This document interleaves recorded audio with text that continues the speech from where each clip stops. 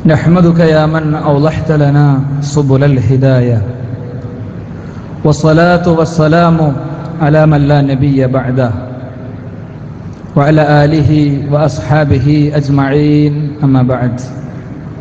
أعوذ بالله من الشيطان الرجيم. بسم الله الرحمن الرحيم.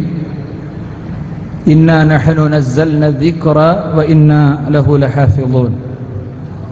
വേദിയിൽ ഉപവിഷ്ടരായ മഹൽ വ്യക്തിത്വങ്ങളെ,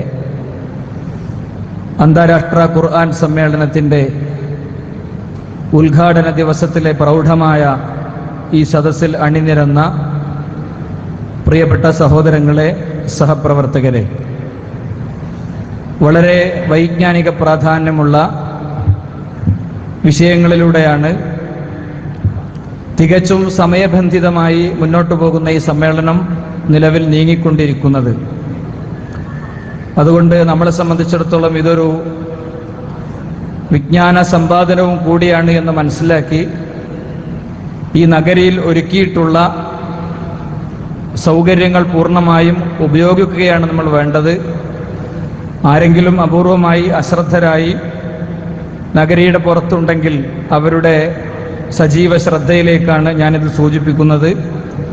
മലക്കുകളുടെ സാന്നിധ്യമുള്ള, അള്ളാഹുവിൻ്റെ നോട്ടമുള്ള സദസ്സിൽ കണ്ണും കാതും കൂർപ്പിച്ച് ഇരിക്കാനുള്ള അവസരം ഭംഗിയായി ഉപയോഗപ്പെടുത്താൻ ശ്രദ്ധിക്കുക. വിശുദ്ധ ഖുർആൻ അജയ്യം അന്യോന്യം എന്ന വളരെ ശ്രദ്ധേയമായ ഒരു വിഷയത്തെയാണ് ഏതാനും സമയം ഈ വേദിയിൽ ചർച്ചയ്ക്ക് വിധേയമാകേണ്ടത്. ലോകത്തെ കോടിക്കണക്കിന് മനുഷ്യർക്കിടയിൽ ഖുർആനിനോട് വ്യത്യസ്തമായ ചിന്തകളും സമീപനങ്ങളും നിലനിൽക്കുന്നുണ്ട്. മുസ്ലിം ആചാരക്രമങ്ങളിൽ പാരായണം ചെയ്യപ്പെടുന്ന ആത്മീയ സദസ്സുകൾക്ക് ആവേശം പകരുന്ന കേവലം ഒരു പ്രാർത്ഥനാ മന്ത്രങ്ങളുടെ ഗ്രന്ഥമായി അതിനെ മനസ്സിലാക്കുന്നവരുണ്ട്. മുസ്ലിം എന്ന നിലയ്ക്ക് ആവേശത്തോടു കൂടെ ഖുർആനിനെ സ്വീകരിക്കുകയും എന്നാൽ അതിൻ്റെ ആത്മാവറിയാതെ അത് ദൈവികമാണ് എന്ന് പൂർണ്ണമായി ബോധ്യപ്പെടാതെ അത് ദൈവികമാണ് എന്ന് വിശ്വസിക്കുന്നവരുണ്ട്. 6-ാം നൂറ്റാണ്ടിലെ അറബികളുടെ പശ്ചാത്തലത്തിൽ നിരക്ഷരനായ ഒരു മനുഷ്യനിലൂടെ ലോകം കേട്ട വേദഗ്രന്ഥം, അതിന് മോഡേൺ സയൻസിന്റെ യുഗത്തിൽ പ്രത്യേകിച്ച് സ്ഥാനങ്ങളൊന്നുമില്ല എന്ന് ചിന്തിക്കുന്നവരുണ്ട്. അന്വേഷണങ്ങളുടെയും ഗവേഷണങ്ങളുടെയും പാതയിൽ മുന്നോട്ടു പോയ ആധുനിക മനുഷ്യന്റെ ജീവൽ പ്രശ്നങ്ങളെ കൈകാര്യം ചെയ്യാൻ കഴിയാത്ത, തികച്ചും അറേബ്യൻ പശ്ചാത്തലത്തിലെ വംശീയതയെ ലോകത്ത് പ്രൊമോട്ട് ചെയ്ത, ലോകത്ത് പൊട്ടിത്തെറിച്ചുകൊണ്ടിരിക്കുന്ന ബോംബിന്റെയും ലോകത്തെ ആത്മഹത്യ സ്ക്വാഡുകളുടെയും കാരണമാണ് വിശുദ്ധ ഖുർആൻ എന്ന് ചിന്തിക്കുന്നവരുണ്ട്.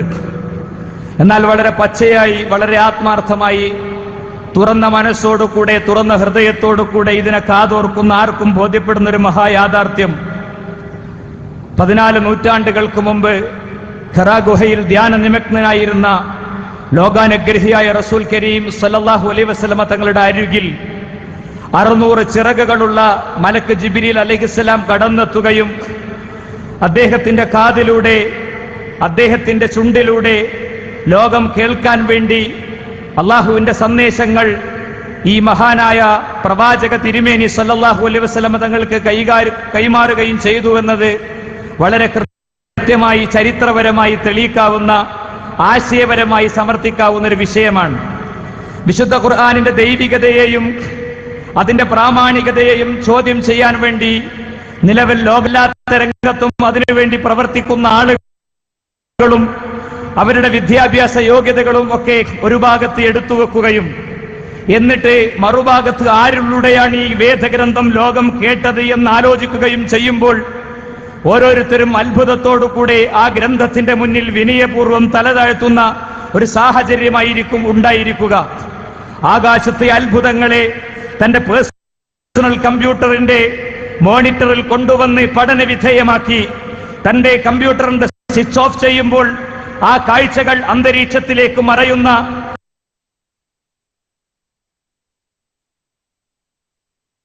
അത്യത്ഭുതങ്ങൾ സൃഷ്ടിച്ച ഗവേഷകൻ മുതൽക്ക് ഉജ്ജ്വലമായ സാഹിത്യ ഗ്രന്ഥ മുതൽ വിശുദ്ധ 1400 കൊല്ലമായി പഠനവും ഗവേഷണവും അന്വേഷണവും നടത്തിയിട്ട് ഖുർആനിന്റെ ഒരു വരിക്കോ ഒരു അക്ഷരത്തിനോ ഖുർആനിന്റെ ഒരു വചനത്തിനോ അതിന്റെ ഒരു ഹർക്കത്തിനോ തെറ്റ് കാണാൻ കഴിഞ്ഞിട്ടില്ലെങ്കിൽ മനുഷ്യരെ, ഈ സദസ്സിലിരുന്ന് എന്നെ കേൾക്കുന്നവരെ, വ്യത്യസ്ത ചാനലുകളിലൂടെ അവരുടെ വീട്ടിലിരുന്ന് എന്നെ ശ്രദ്ധിക്കുന്നവരെ, ഞാൻ നിങ്ങളോട് ചോദിക്കുന്നു, നിങ്ങൾ അന്വേഷിച്ചിട്ടുണ്ടോ ആരിലൂടെയാണ് ഈ ഗ്രന്ഥം ലോകം കേട്ടത് എന്ന്? താൻ ജനിക്കും മുമ്പേ തന്റെ പ്രിയപ്പെട്ട പിതാവിനെ നഷ്ടപ്പെട്ട് തനിക്ക് 6 വയസ്സാകുമ്പോൾ തന്റെ മാതാവിനെ നഷ്ടപ്പെട്ടൊരു കുഞ്ഞുണ്ടായിരുന്നു. മുഹമ്മദ് എന്ന പേരിൽ അറിയപ്പെട്ട അൽ അമീൻ എന്ന് വിളിക്കപ്പെട്ട ഒരു ഓമനപുത്രൻ.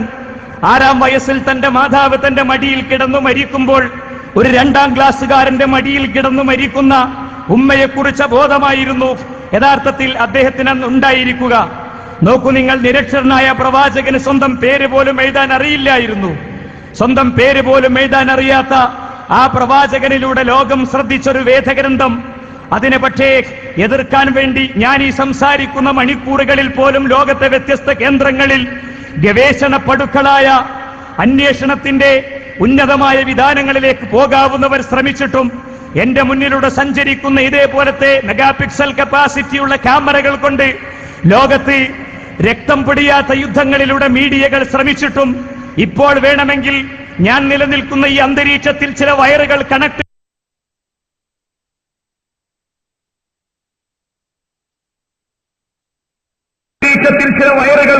ചെയ്ത് നിങ്ങളുടെ മുന്നിൽ ഒരു സ്ക്രീൻ തെളിയിച്ചാൽ ഇസ്ലാം വിമർശനത്തിന്റെ കെട്ടുകണക്കിന് പരിഹാസങ്ങളുടെയും പ്രകോപനങ്ങളുടെയും പ്രതിരോധങ്ങളുടെയും രംഗങ്ങൾ സൃഷ്ടിച്ചിട്ടും 2 സ്ക്രീൻ തെളിയിച്ചാൽ ഇസ്ലാം വിമർശന ജീവിതായോധന മാർഗങ്ങളിൽ മാത്രം ജീവിതം ചെലവിടുന്ന മുസ്ലിങ്ങളെ എപ്പോഴെങ്കിലും ആലോചിച്ചിട്ടുണ്ടോ? ഒരുപക്ഷേ എന്റെ വരികൾക്കൊപ്പം ആവേശപൂർവ്വം വരികയും ഖുർആൻ എന്ന ഗ്രന്ഥത്തിന്റെ തണലിൽ ജീവിക്കുകയും ചെയ്തിട്ട് ആ തണലിൽ ജീവിച്ചതിന്റെ ആത്മാഭിമാനത്തിന്റെ ഉൾക്കരുത്തുമായി എന്നെ കേൾക്കുന്നവരെ ആലോചിക്കുക. എപ്പോഴെങ്കിലും ചിന്തിച്ചിട്ടുണ്ടോ എന്തുകൊണ്ടാണ് പോർ വിമാനങ്ങൾ കൊണ്ട് ശ്രമിച്ചിട്ടും അധിനിവേശങ്ങൾ കൊണ്ട് ശ്രമിച്ചിട്ടും വെട്ടിത്താഴയിടാൻ ശ്രമിച്ചിട്ടും ആശയപരമായി ആക്രമിച്ചിട്ടും ഖുർആൻ എന്ന മഹാഗ്രന്ഥത്തെ ലോകത്തിന്റെ മുന്നിൽ അത് ജ്വലിച്ചു നിൽക്കുന്നത് മുസ്ലിം ഭരണാധികാരികളുടെ വാർ എക്വിപ്മെന്റ്സിന്റെ പശ്ചാത്തലത്തിലാണോ? അല്ലെങ്കിൽ എഴുത്തുകാരുടെ കഴിവ് കൊണ്ടാണോ? മുസ്ലിം ഗവേഷകരുടെ കരുത്തുകൊണ്ടാണോ? ലോകത്തെ കോടിക്കണക്കിന് മുസ്ലിങ്ങളുടെ മസിൽ പവർ കൊണ്ടാണോ? അല്ല അല്ല അല്ല എന്ന് ആവർത്തിച്ചു പറഞ്ഞുകൊണ്ട് 5 കാര്യങ്ങൾ സമർത്ഥിക്കാൻ ഈ വേദി ഞാൻ ഉപയോഗപ്പെടുത്തുകയാണ്. എന്റെ സമർത്ഥനത്തിന്റെ പോയിന്റ് ഖുർആൻ ദൈവികമാണ്, തികച്ചും ദൈവികമാണ്. ആരാണോ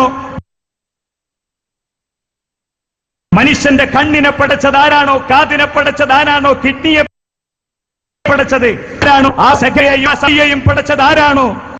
ആ ശക്തിയാണ് ആകാശങ്ങളിൽ നിന്ന് ഈ വേദഗ്രന്ഥത്തെ ആ മഹാപ്രവാചകന്റെ കടന്നെത്തി സമർത്ഥിക്കാനാണ് ഈ സന്ദർഭം ഉപയോഗിക്കുന്നത്. 5 പോയിന്റുകളിൽ എന്റെ 1ാമത്തെ പോയിന്റ്, ലോകത്ത് വേദഗ്രന്ഥങ്ങളായും ദർശനങ്ങളായും പ്രത്യയശാസ്ത്രങ്ങളായും മനുഷ്യനെ അത്ഭുതപ്പെടുത്തിയ മഹാഗ്രന്ഥങ്ങളായും അത് എഴുതപ്പെട്ടതിന്റെ ശേഷം മാർക്കറ്റിലെത്തിയതിന്റെ ശേഷം ലക്ഷക്കണക്കിന് കോപ്പികൾ മിനിറ്റുകൾ കൊണ്ട് മണിക്കൂറുകൾ കൊണ്ട് വിൽക്കപ്പെട്ട പുസ്തകങ്ങളായും നിരവധി ഗ്രന്ഥങ്ങളുണ്ട്. പക്ഷേ ഒരൊറ്റ ഗ്രന്ഥത്തിനും അവകാശവാദം ഉന്നയിക്കാൻ കഴിഞ്ഞിട്ടില്ല. അത് തീർത്തും അതിന്റെ അവസാന നിമിഷം വരെ അതിൽ കലർപ്പുകളില്ലാതെ സംരക്ഷിക്കപ്പെടുമെന്നോ അത് ദൈവികമാണെന്നോ വിശുദ്ധ ഖുർആൻ അതിന്റെ വ്യത്യസ്ത സ്ഥലങ്ങളിൽ 15-ാമത്തെ അധ്യായം സൂറത്ത് ഹിജ്റിന്റെ 9-ൽ പറയുന്നു, ഇന്നാ നഹ്നു നസ്സൽനാ ദിനാ ലഹു ലഹാഫിളൂൻ, നാമാണ് ഈ ഗ്രന്ഥത്തെ അവതരിപ്പിച്ചത്, നാം തൻ ലോകരുടെ രക്ഷിതാവിങ്കൽ നിന്ന് മനുഷ്യനെ പരിവർത്തിപ്പിക്കാൻ വേണ്ടി ഇറങ്ങിയ മഹാവേദഗ്രന്ഥമാണ്. തൻസീലുൽ അസീസുർ റഹീം, ഉന്നതനും പ്രതാപിയുമായ റബ്ബിന്റേതാണിത്. മുസ്ലിങ്ങൾ വ്യത്യസ്ത കക്ഷികളായി ലോകത്തെമ്പാടും ചിതറിക്കിടന്നിട്ടും നോക്കൂ നിങ്ങൾ, മുസ്ലിങ്ങൾ എല്ലാവരും ഉപയോഗിക്കുന്ന ഖുർആനിന്റെ ടെക്സ്റ്റ് ഒന്നു മാത്രമാണ്. ലോകത്തെ ക്രൈസ്തവ സഭകൾ ഏറെയുണ്ട്. വത്തിക്കാൻ സിറ്റിയിൽ നിന്ന് ഭരണം നിയന്ത്രിക്കപ്പെടുന്ന ലോകത്തെ ക്രൈസ്തവ സഭകൾ മുതൽക്ക് ന്യൂനപക്ഷമായ നിരവധി ക്രൈസ്തവ സഭകളുണ്ട്. സഭകൾക്കനുസരിച്ചും അവരുടെ കമ്മിറ്റികൾക്കനുസരിച്ചും സുനഹദോസുകൾക്കനുസരിച്ചും പരിഷ്കരിക്കപ്പെട്ട പതിപ്പുകളിലൂടെ ബൈബിൾ ലോകത്ത് നിലനിൽക്കുമ്പോഴും ഒരൊറ്റ ഗ്രന്ഥമായി വിശുദ്ധ ഖുർആൻ ലോകത്ത് നിലനിൽക്കുകയാണ്. നിങ്ങൾ ആലോചിച്ചിട്ടുണ്ടോ പ്രിയപ്പെട്ടവരെ? ഇന്ന് DTP സൗകര്യങ്ങളുണ്ട്, ഇന്ന് പ്രിന്റിംഗ് മെഷീനറികളുണ്ട്, ഇന്ന് പ്രൂഫ് റീഡിങ്ങിന് മനുഷ്യന്റെ കണ്ണുകൊണ്ട് അവൻ നോക്കി പേന കൊണ്ട് അടയാളപ്പെടുത്തുന്നത് മുതൽക്ക് യന്ത്ര സംവിധാനങ്ങൾ വരെയുണ്ട്, സ്പെൽ ചെക്കുകളുണ്ട്. ഞാൻ ടൈപ്പ് ചെയ്ത സ്പെല്ലിംഗ് അത് തെറ്റാണോ എന്ന് പരിശോധിക്കാനുള്ള സംവിധാനങ്ങളുണ്ട്. എനിക്ക് വേർഡുകൾ തെരഞ്ഞെടുക്കാനുള്ള സൗകര്യമുണ്ട്. ഞാൻ വാട്ട് എന്ന് ടൈപ്പ് ചെയ്താൽ WHAT എന്നത് മുതൽക്ക് എനിക്ക് സെലക്ട് ചെയ്യാവുന്ന സെക്ഷനുകൾ, സജഷനുകൾ തരാവുന്ന സൗകര്യങ്ങളുണ്ട്, എല്ലാം ഉണ്ട്. എന്നിട്ടും മനുഷ്യൻ ഇറക്കുന്ന പുസ്തകങ്ങളിൽ, പത്രങ്ങളിൽ അക്ഷരത്തെറ്റുകളും ആശയത്തെറ്റുകളും വാചകത്തെറ്റുകളും കടത്തപ്പെടുമ്പോൾ കടലാസ് ഉണ്ടായിരുന്നില്ല. നിങ്ങളുടെ കയ്യിലെ 3 രൂപയുടെ പേനയുണ്ടായിരുന്നില്ല. എല്ലിലും തോലിലും കല്ലിലും അത് രേഖപ്പെടുത്തി അല്ലേ? എന്നിട്ട് അത് കേവലം എഴുത്തായി, അത് ചെറിയ ലഘുകൃതികളായി, ഒരു ചെറിയ തെറ്റുപോലുമില്ലാതെ കൈയെഴുത്തു പ്രതികളായി നൂറ്റാണ്ടുകളിലൂടെ അത് കൈമാറ്റം ചെയ്യപ്പെട്ടു. വിശുദ്ധ ഖുർആനിന്റെ ഒന്നാമത്തെ കൈയെഴുത്തു പ്രതി അതിൽ നിന്ന് വീണ്ടും വീണ്ടും പകർത്തി എഴുതേണ്ടി വന്നു, വീണ്ടും വീണ്ടും പകർത്തി എഴുതേണ്ടി വന്നു. പ്രൂഫ് ചെക്ക് ചെയ്യാനും അതേപോലെ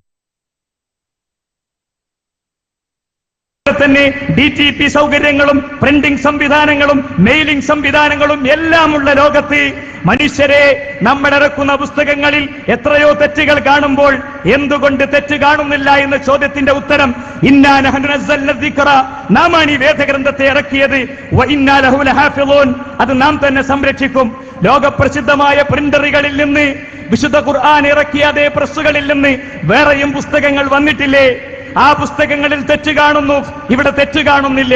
ഖുർആനിന്റെ ഏതെങ്കിലും ഒരു ഹർക്കത്ത് മാറിപ്പോയാൽ ആ അടുത്ത നിമിഷത്തിൽ അത് റിപ്പോർട്ട് ചെയ്യപ്പെടാനും അത് കൈകാര്യം ചെയ്യപ്പെടാനുമുള്ള അത്ഭുതകരമായ സംവിധാനങ്ങൾ യഥാർത്ഥത്തിൽ നിലവിലുണ്ട്. നോക്കൂ നിങ്ങൾ, കയ്യെഴുത്ത് പ്രതികളുടെ കാര്യം തന്നെ എടുത്താൽ ഇതര വേദഗ്രന്ഥങ്ങളുടേത്, ആ വേദഗ്രന്ഥങ്ങൾക്ക് പൂർണ്ണമായും അതിന്റെ ആദ്യകൾ ഇല്ലാത്തതും. ബൈബിളിനെ സംബന്ധിച്ചിടത്തോളം യേശുക്രിസ്തുവിന്റെ ഭാഷയിലെ ബൈബിൾ ലോകത്തിന് നിലനിൽക്കുന്നില്ല.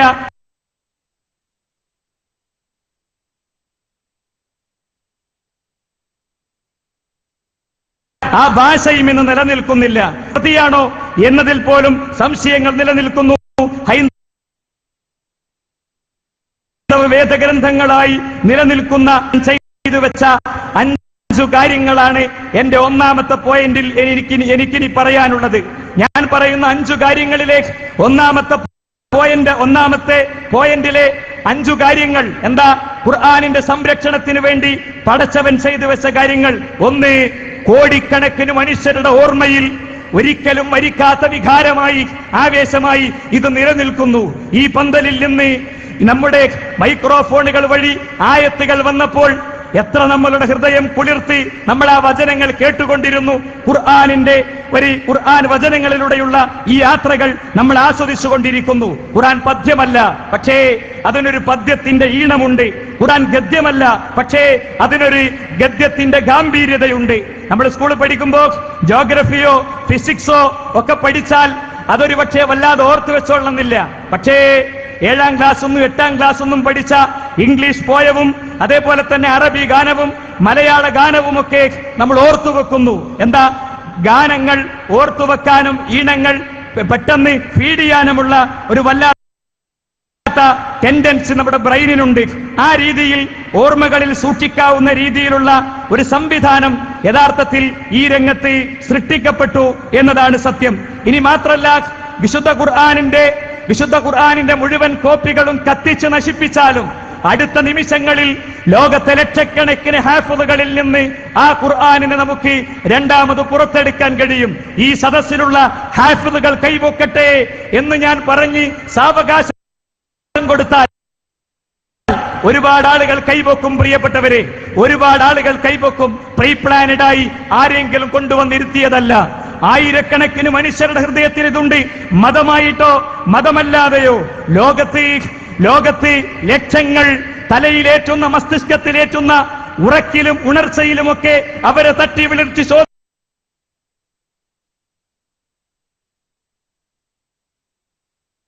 ചോദിച്ചാലും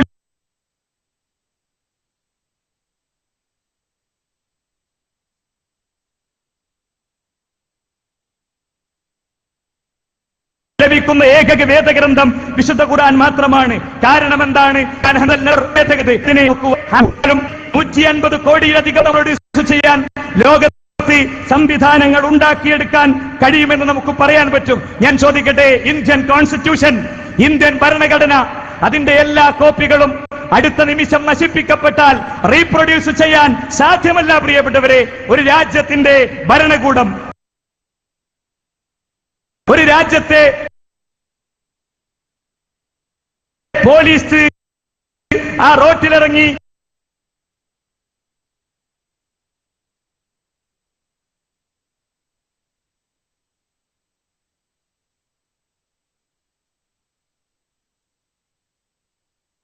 ബൈക്കിന് കൈ കാണിച്ച് ആ ബൈക്കിന് പോലും ബ്ലോക്കായി പോകുന്ന എന്ന് ഈ സമ്മേളനത്തിൽ നിന്ന് ആഹ്വാനം ചെയ്തു എന്നല്ല അതിന്റെ അർത്ഥം. നേരെ മറിച്ച് ലോകത്തെ മുഴുവൻ ഖുർആൻ പ്രതികളും നശിപ്പിക്കപ്പെട്ടാലും തൊട്ടടുത്ത നിമിഷത്തിൽ അത് റീപ്രൊഡ്യൂസ് ചെയ്യാൻ പറ്റും. ലോകത്തെ മെഡിക്കൽ സയൻസുമായി ബന്ധപ്പെട്ട ഗ്രന്ഥങ്ങൾ മുഴുവൻ ഒരു നിമിഷം ചുട്ടരിച്ചു എന്ന് വിചാരിക്കുക. നമുക്ക് അടുത്ത പ്രഭാതത്തിൽ ഒരു ഡോക്ടറെ, ഒരു പുതിയ ഡോക്ടറെ സൃഷ്ടിക്കാൻ സാധ്യമല്ല. ഒരു നഴ്സിനും ഇഞ്ചക്ഷന്റെ മരുന്നെടുക്കാൻ കഴിയില്ല. എന്താ കാരണം? വിജ്ഞാനങ്ങൾ മുഴുവൻ നശിപ്പിക്കപ്പെട്ടു. ലോകത്തെ മെഡിക്കൽ സയൻസിലെ ഈ വിജ്ഞാനീയങ്ങൾ മുഴുവൻ എല്ലാം കൂടി ഒരാളുടെ തലയിൽ സ്റ്റോർ ചെയ്യപ്പെട്ടിട്ടില്ല. ഞാൻ സ്റ്റോർ ചെയ്യപ്പെട്ടിട്ടുണ്ട്. രണ്ടാമത്തെ വഴി ഓതിപ്പഠിപ്പിച്ചു എന്നതാണ്. ഓതിപ്പഠിപ്പിച്ച ലോകത്തെ ഏക വേദഗ്രന്ഥം നബിയെ, അങ്ങേക്ക് ഈ ഗ്രന്ഥത്തെ ഇറക്കി തന്നത് ലോകത്തിന് അങ്ങേത് ഓതിപ്പഠിപ്പിക്കാൻ വേണ്ടി തന്നെയാണ്. മണൽ വിരിച്ച മദീന പള്ളിയിലെ അലങ്കാരങ്ങളില്ലാത്ത ആ പള്ളിയിലിരുന്ന് ചമ്പ്രം പടിഞ്ഞിരുന്ന് 40ഉം 50ഉം വയസ്സെത്തിയ മനുഷ്യരാണ് പഠിച്ചത്. എന്റെ സംസാരം കേൾക്കുന്നവരോർക്കുക, 40 വയസ്സ്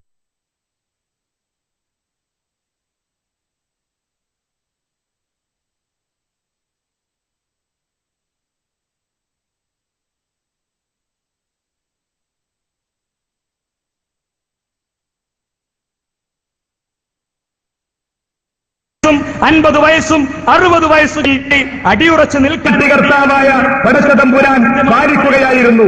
അങ്ങനെ ഘട്ടം ഘട്ടമായി അവതരിപ്പിച്ചത് തന്നെ എന്താ? നിന്റെ ഹൃദയത്തിൽ അത് അടിയുറച്ച് നിൽക്കാൻ വേണ്ടിയാണ് എന്ന് വിശുദ്ധ ഖുർആൻ കൃത്യമായി പറയുന്നുണ്ട്. ബില്ലിഗ്രാം എന്ന് പറയുന്ന ഓറിയന്റലിസ്റ്റ് ഇസ്ലാം വിമർശകൻ അദ്ദേഹം പറഞ്ഞു, മതഗ്രന്ഥമായിട്ടോ മതമല്ലാത്ത ഗ്രന്ഥമായിട്ടോ ലോകത്തേറ്റവും കൂടുതൽ ആളുകൾ ഹൃദയസ്ഥമാക്കിയത് വിശുദ്ധ ഖുർആനാണ് എന്ന്. ഇനി നിങ്ങൾ നോക്കൂ, വിശുദ്ധ ഖുർആനിന്റെ കാര്യത്തിലെ മൂന്നാമത്തെ വിഷയം അതിന്റെ തജ്വീദാണ്. ഖുർആൻ വാമൊഴിയായി വന്നതാണ്. ഖുർആനെ പ്രിന്റ് ചെയ്തിട്ട് പഠിത്തം കൊടുത്തേച്ചതല്ല, മറിച്ച് പറഞ്ഞതാണ്. ഞാനിവിടെ ഈ പറയുന്ന കാര്യം, ഇതേ കാര്യം ഞാൻ എഴുതുകയാണെങ്കിൽ ഈ ശൈലല്ലോ സുഹൃത്തുക്കൾ ഉണ്ടാവുക. വരമൊഴിയും വാമൊഴിയും തമ്മിൽ ചില വ്യത്യാസങ്ങളുണ്ട്. എങ്കിൽ വിശുദ്ധ ഖുർആനെന്ന വാമൊഴി നോക്കൂ നിങ്ങൾ. ഞാനിപ്പോ ഒരാളോട് പറയുന്നു, ഞാൻ വരട്ടെ എന്ന് ഞാൻ ഒരാളോട് പറഞ്ഞാൽ അത് പല രീതിയിലാകാം. ഞാൻ വരട്ടെ, എന്നിട്ട് നിനക്ക് എല്ലാ പ്രശ്നവും ഞാൻ ശരിയാക്കി തരാം. ഞാനൊന്ന് വരട്ടെ എന്ന് പറഞ്ഞാലോ വാമൊഴിയാണത്. ഞാനൊന്ന് വരട്ടെ എന്ന് പറഞ്ഞ ശൈലി മാറി. ഞാൻ വരട്ടെ നോക്ക് എന്ന് പറഞ്ഞാൽ അത് ശൈലി മാറി. വാമൊഴിയായി വന്ന വിശുദ്ധ ഖുർആൻ പക്ഷേ ലോകത്ത് ആരോധിയാലും ഒരേപോലെ മനസ്സിലാകുക. ഞാനൊന്ന് വരട്ടെ എന്ന് പറയുന്നതും ഞാനൊന്ന് വരട്ടെ എന്ന് പറയുന്നതും ഒക്കെ തമ്മിൽ വ്യത്യാസം ഉണ്ടല്ലോ. പക്ഷേ ഖുൽ ഹുവല്ലാഹു അഹദ് എന്ന് പറഞ്ഞ ഒറ്റ സംഭവം. എന്താ കാരണം? അതതിന്റെ തജ്വീദി നിയമങ്ങൾ, ഖുർആനിന്റെ സംരക്ഷണത്തിന്റെ മറ്റൊരു സ്റ്റെപ്പാണത്. നാലാമത്തെ കാര്യം തജ്വീദി നിയമങ്ങൾ. എന്താ? എവിടെ നീട്ടണം, എവിടെ ചുരുക്കണം. വഖഫിന്റെ നിയമം ലോകത്ത് സൂര്യൻ ഉദിക്കുന്ന എല്ലാ നാട്ടിലും തുല്യാണ്. നിർത്തേണ്ട തരം ഒന്നാണ്. എന്റെ ഹൈന്ദവ സുഹൃത്തുക്കളെ, ഇത് മുസ്ലിം ആചാരക്രമങ്ങളിൽ പാരായണം ചെയ്ത് അവർക്ക് ചിന്തയടയാനുള്ള ഒന്നല്ലെന്നും ലോകത്തെ ഭരണകൂടത്തിനും ഭരണകർത്താവിനും പാവത്തിനും മുതലാളിക്കും തൊഴിലാളിക്കും എല്ലാവർക്കുമുള്ള ഹുദൻ ലിന്നാസ്, ജനങ്ങൾക്കുള്ള മഹാവേദഗ്രന്ഥമാണെന്നും ഉറക്കെ പറയാനുള്ള കാരണത. എവിടെ നിർത്തണം, എവിടെ നീട്ടണം, മദ്ദും ശബ്ദും വഖഫും അടക്കം എല്ലാം ഏകീകരിക്കപ്പെട്ട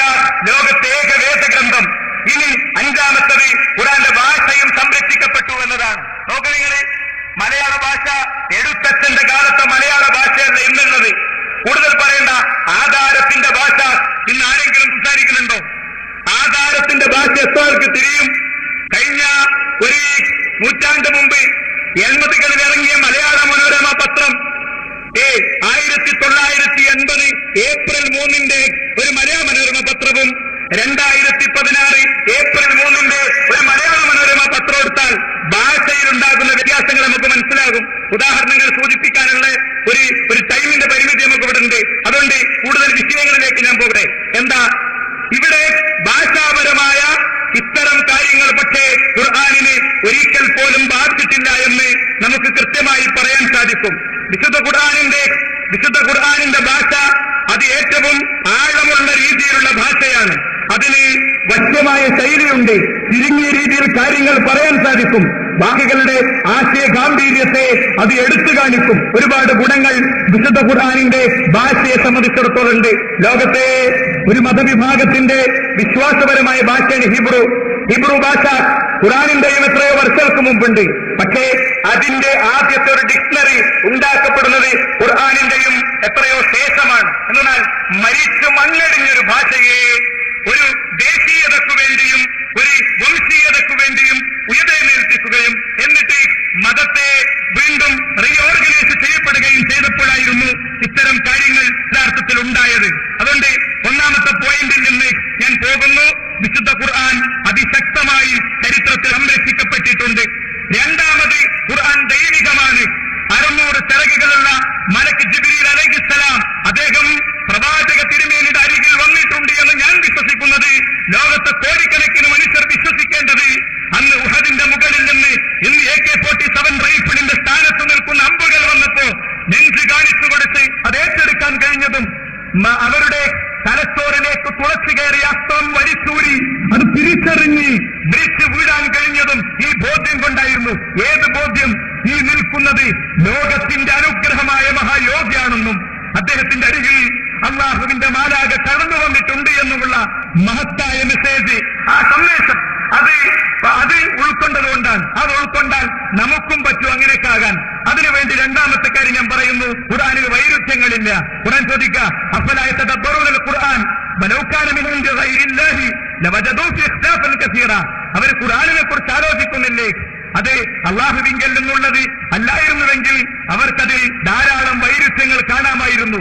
23 വർഷങ്ങൾക്ക് ഇടയിൽ അവതരിപ്പിക്കപ്പെട്ട ഒരു വേദഗ്രന്ഥം, അതും പല സന്ദർഭങ്ങളിലായി അവതരിപ്പിക്കപ്പെട്ട ഒരു വേദഗ്രന്ഥം, അതും ചില ചോദ്യങ്ങൾ പെട്ടെന്ന് ചോദിച്ച് ഉത്തരം പറയേണ്ടി വന്ന ഒരു വേദഗ്രന്ഥം അല്ലേ? നമ്മളോട് ചോദിക്കണേ പല ചോദ്യം, നമ്മളൊന്ന് ആലോചിക്കട്ടെ, ഒന്ന് ചിന്തിക്കട്ടെ, എന്നിട്ട് ഉത്തരം പറയാന്ന് പറയാം. എന്നാലോ റസൂൽ സ്വല്ലല്ലാഹു അലൈഹി വസല്ലം നിങ്ങളോട് ചോദിക്കണേ, യസ്അലൂനക അനിൽ ഖംരി, അവർ മദ്യത്തെ കുറിച്ച് നിന്നോട് ചോദിക്കുന്നു. ഞാനൊന്ന് പഠിച്ചിട്ട് പറയാന്നല്ല, അതിൽ ഗുണവുമുണ്ട്, അതിൽ ദോഷവുമുണ്ട്. അതിൽ ഗുണവുമുണ്ട്, അതിൽ ദോഷവുണ്ട് എന്ന് പ്രവാചകനോട് പെട്ടെന്ന് ചോദിച്ചൊരു ചോദ്യമാണ്. അള്ളാന്റെ റസൂല് ലാബിൽ പോയി ആൽക്കഹോളിലെ ഘടകങ്ങളെ പഠന വിഷയമാക്കിയ ഒരാളല്ല. പഠന വിഷയമാക്കാൻ കഴിയില്ല. അറേബ്യയിൽ ലാബ് ഉണ്ടായിട്ടില്ല. മൈക്രോസ്കോപ്പ് എത്രയോ 1000 വർഷങ്ങൾക്ക് ശേഷം കണ്ടെത്തപ്പെട്ടൊരു കാര്യമാണ്.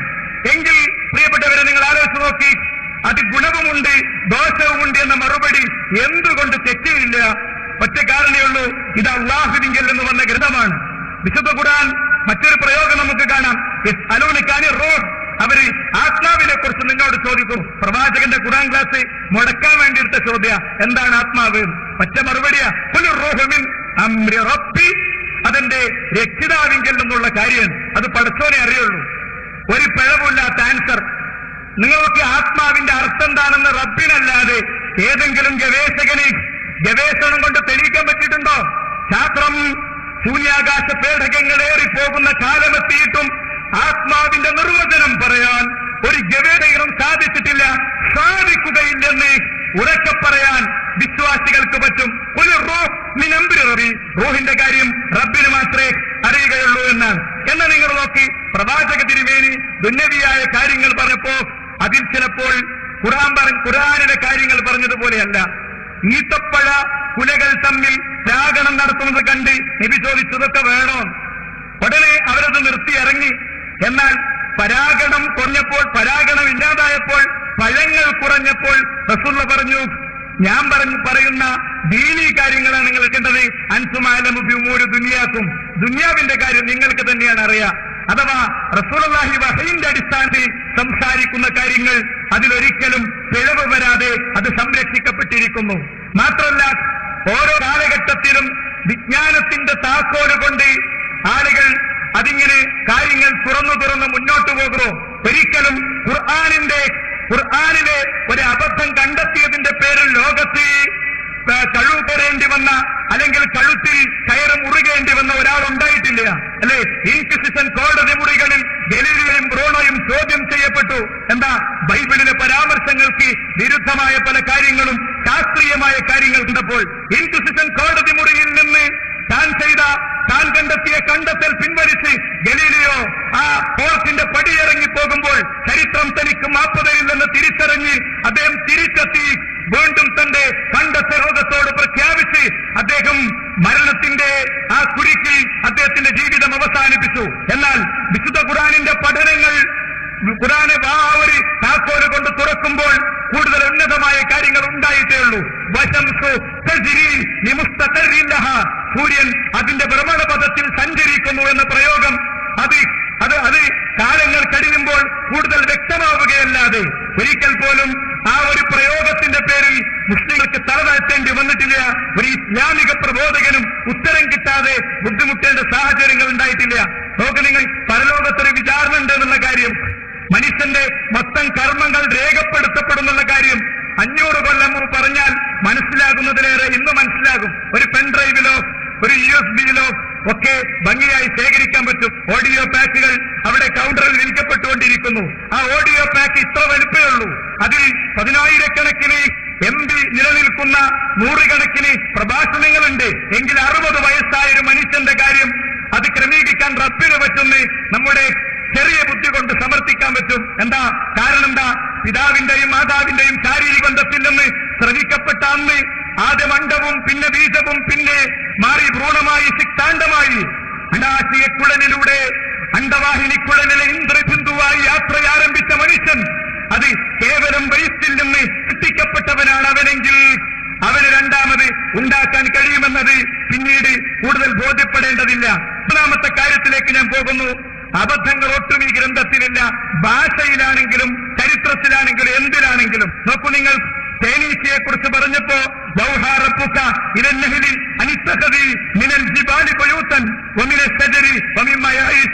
എന്താ?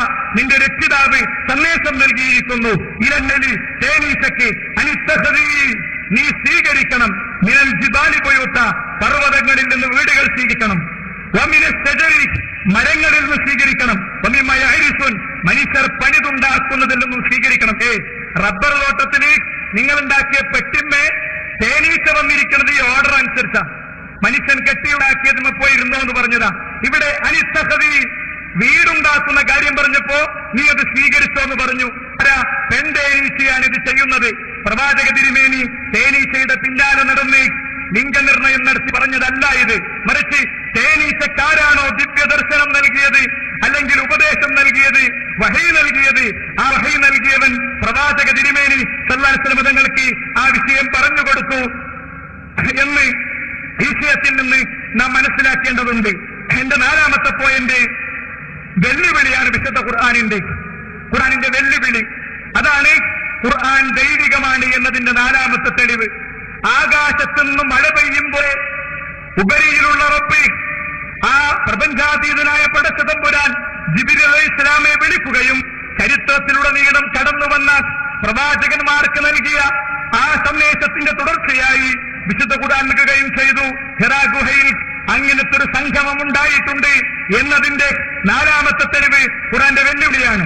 വൈൻ കുന്തും ഫീ റൈബിൻ മിമ്മാ നസ്സൽനാ അലാ അബ്ദിനാ, നമ്മുടെ അടിമയ്ക്ക് അവതരിപ്പിക്കപ്പെട്ട കാര്യത്തിൽ നിങ്ങൾക്ക് സംശയമുണ്ടെങ്കിൽ സൂറത്തിൻ മിൻ മിസ്ലി, തുല്യമായ ഒരു അധ്യായമെങ്കിലും നിങ്ങൾ കൊണ്ടുവരുന്നാണ്. നോക്കിങ്ങള്, ഈ വെല്ലുവിളി ഖുർആൻ നടത്തുന്നത് ആരോടാ? പഠിക്കണം നമ്മൾ. ഈ വെല്ലുവിളി നടത്തുന്നത് കേരളത്തിലെ മലയാളികളോടല്ല, അവർക്കത് ബാധകാണ്. പക്ഷേ ഈ വെല്ലുവിളി അവതരിക്കുന്നത് ലോകത്തെ അറബി ഭാഷയിലെ ഏറ്റവും വലിയ ഗവേഷകർ ജീവിക്കണ, ഏറ്റവും വലിയ ആളുകൾ ജീവിക്കണ കാലത്താ. ഉംറുൽ ഖൈസ് അയാൾ ചിലപ്പോ മറാത്തിലെ അയാളുടെ കാമുകിയെ തേടിയുള്ള യാത്രക്കിടയിൽ പാടിയ വരികൾക്ക് അതിന്റെ സൗന്ദര്യത്തെയും അതിന്റെ വർണ്ണനയെയും ലോകത്തെ യൂണിവേഴ്സിറ്റികൾ ഗവേഷണ വിഷയമാക്കിയിരിക്കുന്നു. അതിനുവേണ്ടി മാത്രം വിദ്യാഭ്യാസ സ്ഥാപനങ്ങൾ പ്രവർത്തിക്കുന്നു. അത് ഒരുപാട് ആളുകളുടെ റിസർച്ച് മാറ്ററായി മാറുന്നു, അല്ലേ? അത്ര ശക്തരായ അറബികൾക്ക് മുന്നിലാണ് ഈ വെല്ലുവിളി വന്നത്. എന്താ? ഖുർആനിലെ ഏറ്റവും വലിയ അധ്യായം സൂറത്തുൽ കൗസർ. ഇന്നാ അഅ്തൈനാകൽ കൗസർ ഫസല്ലി ലിറബ്ബിക വൻഹർ ഇന്ന ശാനിഅക ഹുവൽ അബ്തർ. അത്രേ ഉള്ളൂ. തുല്യമായി ഇത് കൊണ്ടുവരപ്പെട്ടിട്ടില്ല. എന്തേ? നോക്ക് നിങ്ങൾ, പ്രവാചകനെ ഇല്ലാക്കാൻ എന്തൊക്കെ അടവുകൾ അവരെടുത്തു. മോഹന വാഗ്ദാനങ്ങൾ നൽകി, സമ്പത്ത് നൽകാമെന്ന് പറഞ്ഞു, സ്ത്രീ ശരീരം കൊടുക്കാമെന്ന് പറഞ്ഞു, ഉപരോധങ്ങൾ ഏർപ്പെടുത്തി, തിന്നാൻ കിട്ടാതെ പച്ചിലകൾ കഴിച്ച് ജീവിക്കേണ്ട സാഹചര്യം തിരുമേനിക്ക് വന്നു. അപമാനപ്പെടുത്തി മൂലക്കയറിത്താൻ നോക്കി. ആയിഷ ബീവി പ്രവാചകൻ വയോവൃദ്ധനായതുകൊണ്ട് മറ്റൊരാളുടെ കൂടെ ഒളിച്ചോടിപ്പോയി എന്ന കള്ളക്കഥകൾ പ്രചരിപ്പിച്ചു, മാനസികമായി വേദനിച്ചു, അല്ലേ? ഇതൊക്കെ അനുഭവിച്ചു. അവസാനം ഹിജ്റയുടെ മൈഗ്രേഷന്റെ വേദനകളും ഹൃദയത്തിലേറ്റി, മക്കേ ഞാൻ പോവുകയാണ്, പോകാൻ ഇഷ്ടമുണ്ടായിട്ടില്ല, നീ എന്നെ തിരിച്ചു വിളിക്കുന്ന ഒരു നാളിൽ ഞാൻ തിരിച്ചെത്തുമെന്ന വൈകാരിക വാചകം പറഞ്ഞ് യസ്രിബ് പട്ടണത്തിലേക്ക് പോകേണ്ടി വന്നു. ഒക്കെ ചെയ്തു. അവസാനം ഒരു കൂട്ടം യുദ്ധഭൂമികളിൽ പ്രിയപ്പെട്ടവരെ നേരിടേണ്ടി വന്നു. ഞാൻ പറയുന്നു, അറബികൾക്ക് ഇതിന്റെ ഒന്നും കാര്യം ഉണ്ടായിരുന്നില്ല. അവർക്കൊരൊറ്റ സൂറത്ത് കൊണ്ടുവന്നാൽ മതിയായിരുന്നു. പക്ഷേ കഴിയില്ല, മനുഷ്യരെ കഴിയില്ല. കാരണം കണ്ണും കാതും കിഡ്നിയും പടച്ചവൻ ആരാണോ, മനുഷ്യ ശരീരത്തിലെ 180 ലിറ്റർ ബ്ലഡിനെ ശുദ്ധീകരിക്കുന്ന കിഡ്നി പടച്ചവൻ ആരാണോ, മനുഷ്യ മസ്തിഷ്കത്തിന്റെ അത്ഭുതങ്ങൾ പടച്ചവൻ ആരാണോ, ആ സൃഷ്ടികർത്താവിന്റെ വെല്ലുവിളിയാണിത്. അതുകൊണ്ട് ഇതിന് ഉത്തരം പറയാൻ ലോകത്ത് ഒരാൾക്കും സാധ്യമല്ല.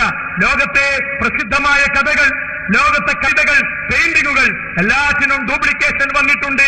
സാംസങ് ഫോൺ വന്നാൽ സാംസങ്ങിന്റെ അക്ഷരങ്ങളിൽ പോലും വ്യത്യാസമില്ലാതെ, ഓപ്ഷനിൽ പോലും വ്യത്യാസമില്ലാതെ അതേ ഫോണ് മാർക്കറ്റിൽ നിന്ന്, ചൈന മാർക്കറ്റിൽ നിന്ന് അതിലേറെ ചെറിയ വിലക്ക് കിട്ടുന്നു. ഡ്യൂപ്ലിക്കേറ്റുകൾ വില്ലന്മാരാകുന്ന ഷേക്സ്പിയറിന്റെ നോവലുകളും കഥകളും അദ്ദേഹത്തിന്റെ നാടകങ്ങളും പോലും അദ്ദേഹമല്ല രചിച്ചത് എന്ന് വിമർശനം ലോകത്ത് വന്നിട്ടുണ്ട്.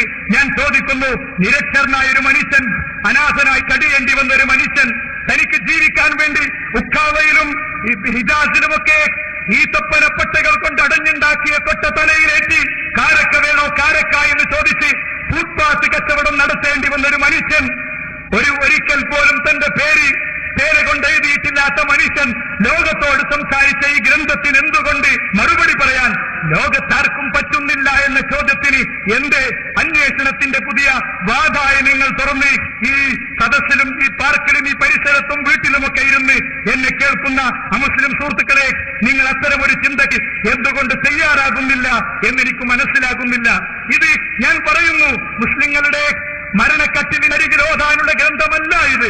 മറിച്ച് വിപ്ലവങ്ങളുടെ പടപ്പാട്ട് ലോകത്ത് പാടിയ, പസഫിക് സമുദ്രത്തിന്റെ തീരത്ത് മത്സ്യം പിടിക്കാൻ മാത്രം പഠിച്ച യൂറോപ്യനെ ഗോളശാസ്ത്രജ്ഞനും ഗവേഷകനുമാക്കിയ മഹാഗ്രന്ഥമാണ്. പ്രകാശത്തിന്റെ പ്രഭാതം തേടി എന്ന പേരിൽ പീസ് മീഡിയ സ്കൂൾ പുറത്തിറക്കിയ ഡോക്യുമെന്ററി ഞാൻ നിങ്ങൾക്ക് റഫറൻസായി തരികയാണ്. നോക്കൂ നിങ്ങൾ, ഒരു പരീക്ഷാർത്ഥിക്ക് അവന്റെ പരീക്ഷയ്ക്ക് ശേഷം അവസാനം എഴുതാൻ പറ്റുമോ, എന്റെ മാത്സിന്റെ ടീച്ചറെ ഇതിൽ വല്ല തെറ്റുകളുമുണ്ടെങ്കിൽ കണ്ടെത്താൻ ഞാൻ നിങ്ങളെ വെല്ലുവിളിക്കുന്നു എന്ന് പറയാനൊക്കുമോ? ലോകത്തെ ഏറ്റവും പ്രഗത്ഭനായ ഒരു ഡ്രൈവർക്ക് എന്റെ ഡ്രൈവിംഗിൽ ഒരു അബദ്ധവും പറ്റുകയില്ലെന്ന് പറയാനൊക്കുമോ?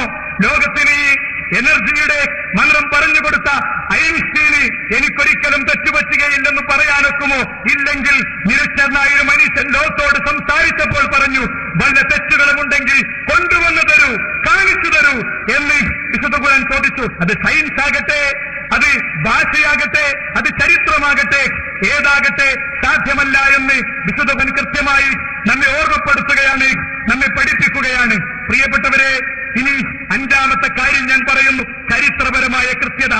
ചരിത്രത്തിലെ ഒരു ഗ്രന്ഥം പോലും രചിക്കപ്പെടാത്ത കാലഘട്ടത്തിൽ, ചരിത്രത്തിലെ ഒരു ഗ്രന്ഥം പോലും വിരചിതമാകാത്ത കാലഘട്ടത്തിൽ, ലോകം മുഴുവൻ ഇരുട്ടിൽ കഴിയുന്ന കാലഘട്ടത്തിൽ നിരക്ഷരനായ മനുഷ്യർ ജീവിച്ച നാട്ടിൽ നിന്ന് ഒരിക്കൽ പോലും ഈജിപ്ത് ദേശം കണ്ടിട്ടില്ലാത്ത പ്രവാചകൻ സല്ലല്ലാഹു അലൈഹി വസല്ലം തങ്ങൾ ഫറോവ എന്ന് ഈജിപ്തിൽ ഭരണാധികാരിയെ വിളിക്കുന്നു.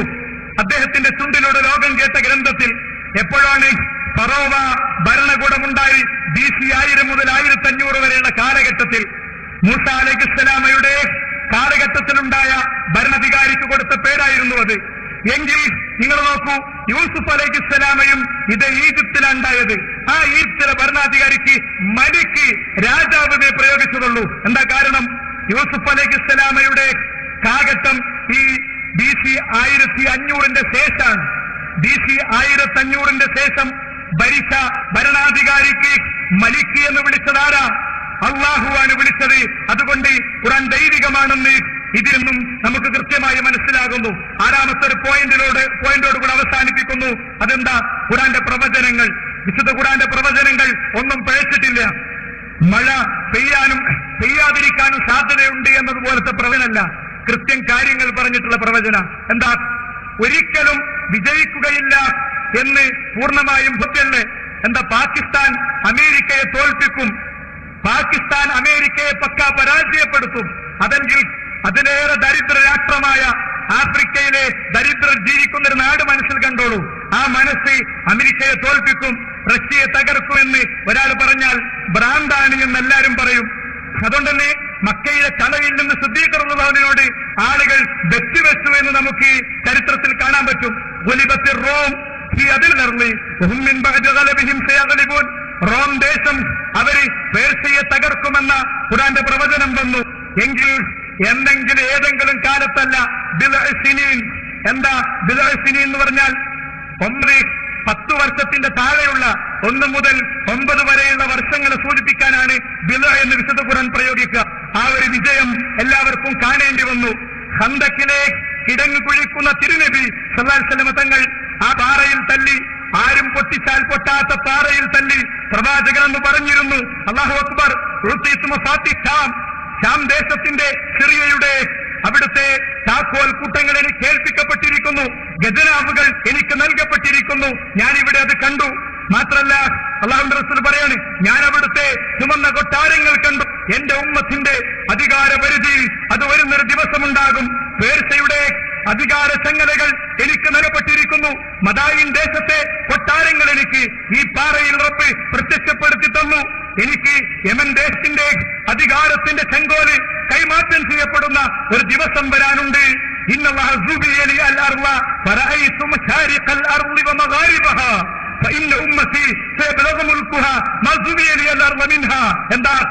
ഈ സൂര്യനുദിക്കുന്ന ദേശം മുഴുവൻ ഞാൻ കണ്ടു, എനിക്കത് ചുരുട്ടി കാണിച്ചു. എന്റെ അധികാരമെത്താറ ഒരു നാടും അവിടെ ഉണ്ടാവുകയില്ല എന്ന് റസൂൽ സ്വല്ലല്ലാഹു അലൈഹി വസല്ലം തങ്ങൾ പറയുന്ന ഒരു പ്രവചനവും കൂടി നമുക്ക് കാണാൻ സാധിക്കും. ഖന്തക്കിലെ പ്രവചനങ്ങൾ പൂർണ്ണമായി പുലർന്നുവെങ്കിൽ, ഓരോന്നിനും സ്വഹാബത്ത് സാക്ഷിയായെങ്കിൽ, ഉമർ ഇബ്നു ഖത്താബ് റളിയല്ലാഹു അൻഹുവിന്റെ കൈകളിൽ കിസ്റയുടെ കിരീടം സമ്മാനമായി കൊണ്ടുവന്നു കൊടുത്തുവെങ്കിൽ, ഓർക്കുക പ്രിയപ്പെട്ടവരെ, ഖുർആന്റെ പ്രവചനങ്ങൾ അത് ചരിത്രത്തിൽ കൃത്യമായി പുലർന്നിട്ടുണ്ട്. ഒന്നുപോലും പുലരാതെ പോയിട്ടില്ല. അതുകൊണ്ട് ഞാൻ ഓർമ്മിപ്പിക്കുന്നു 6 കാര്യങ്ങളാണ് ഞാനിവിടെ പറഞ്ഞത്.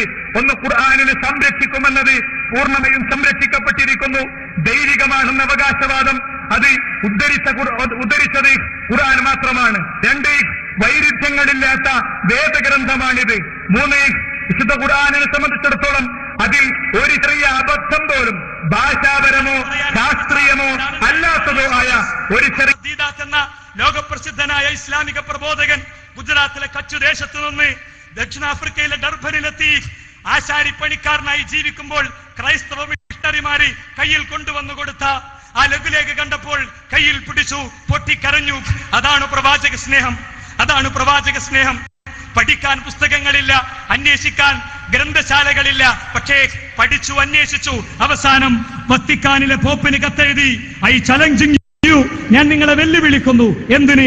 ലോകത്ത് നിങ്ങൾ നിശ്ചയിക്കുന്ന കൺവെൻഷൻ സെന്ററിൽ നിങ്ങൾ അംഗീകരിക്കുന്ന ബൈബിളിന്റെ കോപ്പിയുമായി കൊണ്ടുവന്നാൽ ട്രിനിറ്റി അതൊരിക്കലും ശരിയല്ലെന്ന് തെളിയിക്കാൻ ഞാൻ റെഡിയാണ്. ആരാ പ്രൈമറി വിദ്യാഭ്യാസത്തിന്റെ സമയത്ത് ഉപ്പയുടെ രോഗം കാരണം ആശാരിപ്പണിക്ക് പോകേണ്ടി വന്ന ഒരാള് പഠിച്ചപ്പോൾ ചരിത്രത്തിലുണ്ടായ ഉയർച്ചയായിരുന്നു ഇത്. അഹമ്മദ് ദീദാത്തിന്റെ കരുത്തല്ല, മറിച്ച് ഖുർആനിന്റെ ശക്തിയാണ്. അനീഷോറസ് അഹമ്മദ് ദീദാത്തിന്റെ മുന്നിൽ ഈ ഗ്രന്ഥം കൊടുത്തപ്പോൾ ഉമനീര് തേച്ച് മറിച്ചതിന്റെ ശേഷം വെച്ചിട്ട് പറഞ്ഞു, ദൈവത്തെ വെല്ലുവിളിച്ച് നിങ്ങൾ ഇറക്കിയ ഗ്രന്ഥത്തിലെ ആദ്യത്തെ വാചകം തന്നെ ദൈവത്തിന്റെ ഗ്രന്ഥത്തിൽ നിന്ന് കട്ടെടുത്തതായത് മോശമായിപ്പോയി. ബിസ്മില്ലാഹിർ റഹ്മാനിർ റഹീം എന്നാണ്. അജയ്യമാണ് ഈ ഗ്രന്ഥം മുസ്ലിങ്ങളെ. അത് നിങ്ങളുടെ രാത്രി ക്ലാസ് കൊണ്ടും മെഴുകുതിരിവട്ടത്തിലെ ഗവേഷണം കൊണ്ടുമല്ല മുസ്ലിങ്ങളെ. അത് നിങ്ങളുടെ മസിൽ പവർ കൊണ്ടല്ല, അധികാരികളുടെ കയ്യിൽ ക്യാഷ് ഉണ്ടായത് കൊണ്ടല്ല, ആദ്യത്തെ 10 സമ്പന്നരിൽ മുസ്ലിങ്ങൾ ഉണ്ടായത് കൊണ്ടല്ല. ജിബ്രീൽ എന്ന മലക്ക് കടന്നെത്തി ലോകത്തിന്റെ മുന്നിൽ ഈ മെസ്സേജ് അറിയിച്ചതുകൊണ്ടും പഠിപ്പിച്ചതുകൊണ്ടും അള്ളാഹുവിൻ്റെതായതുകൊണ്ടുമാണ്. അതുകൊണ്ട് ഓർക്കുക, ഈ പന്തലിൽ നിന്ന് പിരിയുമ്പോൾ ഇനിയെങ്കിലും ഹൃദയത്തിലേക്ക് ഖുർആൻ ചേർത്ത് വെച്ച് പഠിക്കുക, പാരായണം ചെയ്യുക, പറയുക ഉറക്കെ. അറിയാത്തവരോട്, ലോകത്തോട് ഈ മഹാഗ്രന്ഥം പറയുക. അത്ഭുതങ്ങളുടെ അക്ഷയഗനി വീട്ടിലെ ഷെൽഫിൽ ഒളിപ്പിച്ചു വെച്ചിട്ട് കൂലിയും വേലയും ജോലയുമായി പോകുന്നവരെ, ലോകത്തോട് ഇത് പറയാൻ വീടുകൾ കയറാൻ നേരമില്ലാത്തവരെ, നിങ്ങളെ ഓർത്തി, നമ്മളെ ഓർത്തി, എന്നെ ഓർത്തി നമുക്ക് ലജ്ജിക്കുകയും സ്വയം തിരുത്തുകയും ചെയ്യാം. അള്ളാഹു അനുഗ്രഹിക്കുമാറാകട്ടെ. അവന്റെ പരിശുദ്ധ സ്വർഗത്തെ അവൻ നമുക്ക് നൽകുമാറാകട്ടെ. ഈ ഗ്രന്ഥത്തിന്റെ പ്രചാരകരായി, സംരക്ഷകരായി നിലനിൽക്കാനുള്ള തൗഫീഖ് അള്ളാഹു നമുക്ക് നൽകുമാറാകട്ടെ. ആമീൻ ആമീൻ ബിറഹ്മതിക യാ അർഹമർ റഹീമീൻ. വൽഹംദുലില്ലാഹി റബ്ബിൽ ആലമീൻ.